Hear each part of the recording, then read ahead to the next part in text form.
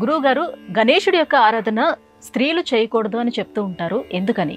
గణేశుడి అర్చనకు స్త్రీలు అనర్హులా? ఇది 2 రకాల వాదనలతోటి ఉందమ్మా. సరే, మొదటి రకం చెప్తాను మీకు నేను. వినాయకుడు బ్రహ్మచారి కాబట్టి ఆయన ఒకానొక సందర్భంలో స్త్రీలు నన్ను పూజ చేయకూడదు అని అన్నట్ట.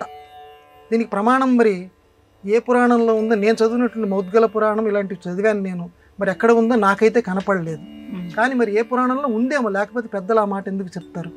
కాబట్టి స్త్రీలు అనేటువంటి వాళ్ళు నా పూజ చేయటానికి పనికిరారు అని గణపతి అన్నట్లుగా చెప్తారు. అందువల్ల స్త్రీలు ఆయన్ని పూజ చెయ్యరు. అయితే రెండో రకం పక్షం పెద్దలు చెప్పేటువంటిది ఏంటంటే, ఆయన ఆ మాట ఏమీ అనలేదు. ఒక తులసి మాత్రం, తులసికి గణపతికి బ్రహ్మవైవర్త పురాణంలో అయితే ఉంది. వాళ్ళిద్దరి మధ్య అయితే వైరం ఉంది, గణపతికి తులసికి మధ్య.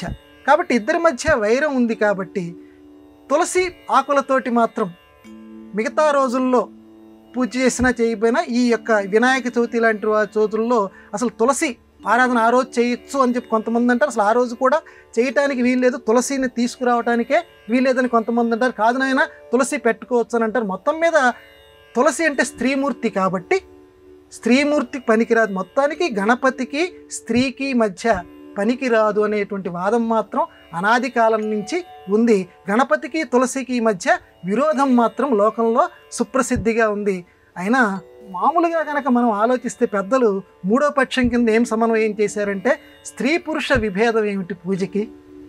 స్వామివారికి పూజ చేసేటప్పుడు భార్యాభర్తలు ఇద్దరు పక్కన కూర్చొని, ఎందుకంటే ఒక వినాయక చవితి ఉందనుకోండి, చక్కగా వ్రతకల్పంలో భార్యాభర్తలు పక్కన కూర్చొని చేసుకోవచ్చు కదా, అందువల్ల చేసుకుంటే తప్పు లేదు అనేటువంటి వాళ్ళు కూడా ఉన్నారు. కానీ పెద్దలు మాత్రం గణపతికి స్త్రీలకి మధ్య మాత్రం ఉన్నది చేయకూడదు అని మాత్రం చెప్తారు.